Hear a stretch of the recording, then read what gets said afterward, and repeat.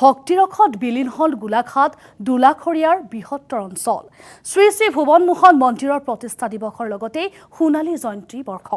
প্ৰতিষ্ঠা দিৱসৰ কাৰ্যসূচীলৈ আহি দক্ষিণপাট সত্ৰৰ সত্ৰাধিকাৰ ননীগোপাল দেৱগোস্বামী মন্দিৰ প্ৰাংগণত বৈদিক প্ৰথাৰে সপ্তাহজোৰা শ্ৰৱণ ভাগৱত পাঠ যজ্ঞ পুৱাৰ পৰা নিশালৈকে অঞ্চলটোৰ ৰাইজ বিলীন হৈছে এতিয়া ভক্তিৰসত ২৬ জুনৰ পৰা ৩ জুলাইলৈকে প্ৰতিষ্ঠা দিৱসৰ এই ধৰ্মীয় কাৰ্যসূচী শনিবাৰে ১০০ গৰাকী কুমাৰীৰ দ্বাৰা শোভাযাত্ৰা কৰি ধনশিৰি নদীৰ পৰা জল আহৰণ কৰা হৈছে আৰু শোভাযাত্ৰাৰ উদ্বোধক হিচাপে উপস্থিত থাকে গজলা সত্ৰৰ ডেকা সত্ৰাধিকাৰ অৰুণ মহন্ত প্ৰতিষ্ঠা দিৱসৰ সকলো কাৰ্যসূচীত উপস্থিত থাকি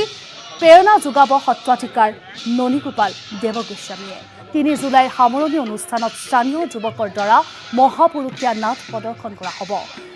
শকুনিৰ প্ৰতিশোধ নামৰ নাটখন প্ৰদৰ্শনৰ বাবে আখৰাত ব্যস্ত আছে স্থানীয় যুৱকসকল দৃশ্য আমি দেখুৱাইছো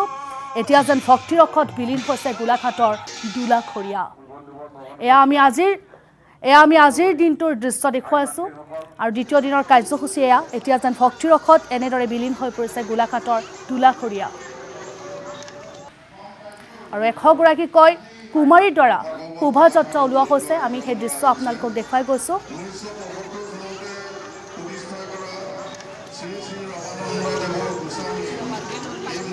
আৰু ধনশিৰি নৈৰ পৰা জল আহৰণ কৰা হৈছে ইতিমধ্যে শ্ৰী শ্ৰী ভুৱন মোহন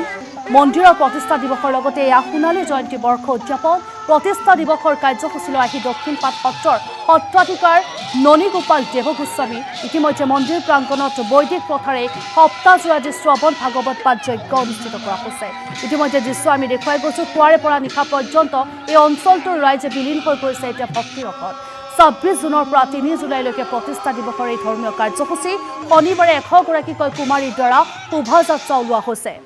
আৰু ধনশিৰি নদীৰ পৰা জল আহৰণ কৰি কৰা হৈছে শোভাযাত্ৰা কৰা হৈছে লগতে উপস্থিত থাকে গজলা সত্ৰৰ ডেকা সত্ৰাধিকাৰ অৰুণ মহন্ত এই প্ৰতিষ্ঠা দিৱসৰ সকলো কাৰ্যসূচীত উপস্থিত থাকি প্ৰেৰণা যোগাব সত্ৰাধিকাৰ ননীগোপাল দেৱগোস্বামী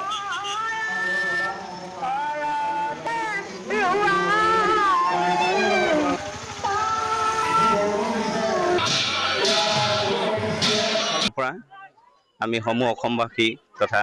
গোলাঘাটবাসী ৰাইজলৈ আন্তৰিক শ্ৰদ্ধা নিবেদন কৰিছোঁ শ্ৰী শ্ৰী ভুৱন মোহন মন্দিৰৰ সোণালী জয়ন্তীৰ লগত সংগতি ৰাখি 7 দিন 7 ৰাতি